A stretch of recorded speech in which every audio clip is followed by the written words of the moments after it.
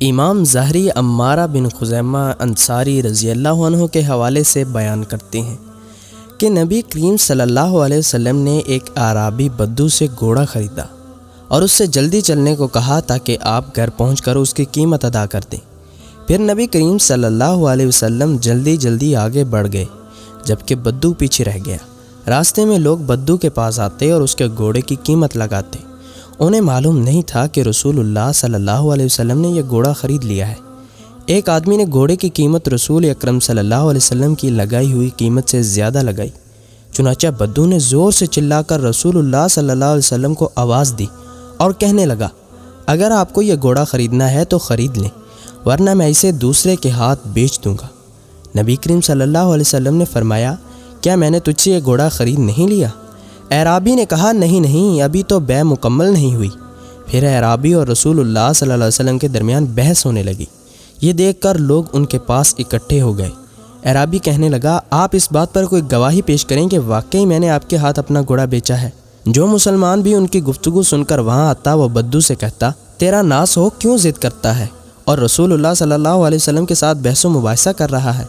کیا رسول اکرم صلی اللہ علیہ وسلم حق کے خلاف بھی کوئی بات کریں گے؟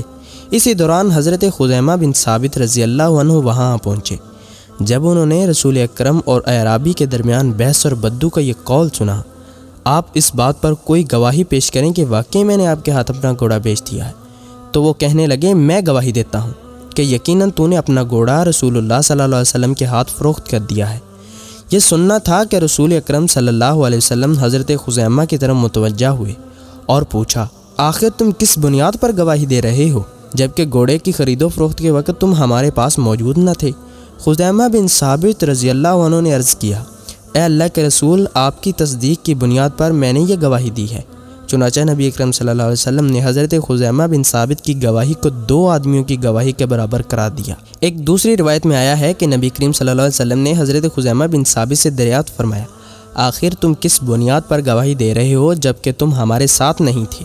تو حضرت خزیمہ بن ثابت رضی اللہ عنہ کہنے لگے، اے اللہ کے رسول، آپ جب آسمان کی خبریں وہی سناتے ہیں تو میں آپ کی تصدیق کرتا ہوں، پھر کیا میں آپ کے قول کی تصدیق نہیں کروں گا؟